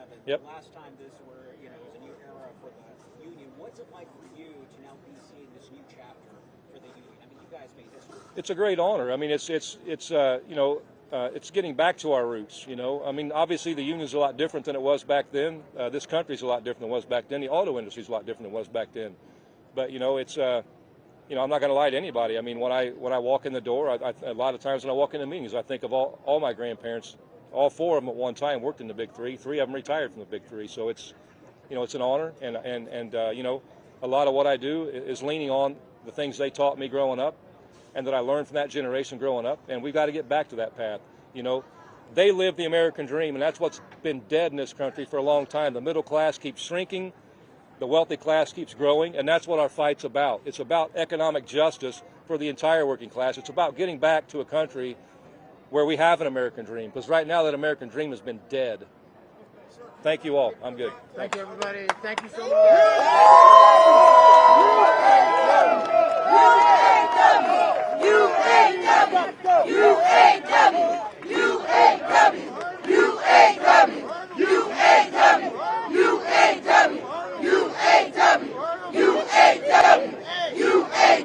Mary Carlos and Jim, do what's right. Do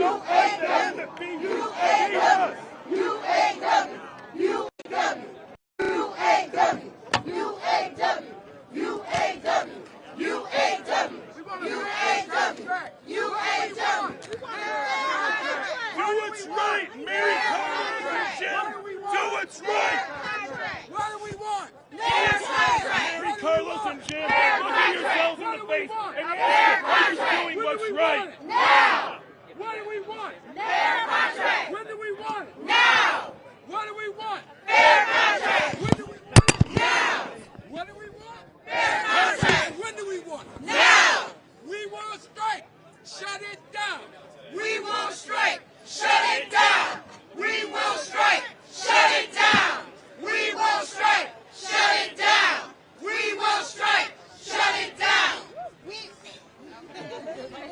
Hey, ho, ho. Corporate greed has got to go. Hey, I'm going to say one thing. Stop being greedy. Give us what we want. Real talk. That's all we ask.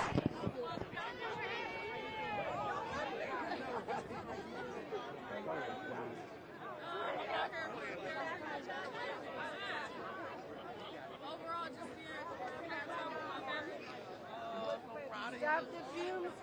What do you need help with? I can't put more weight on myself.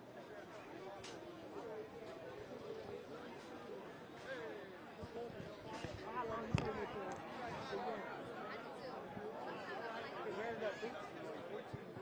I got some for you. Yeah.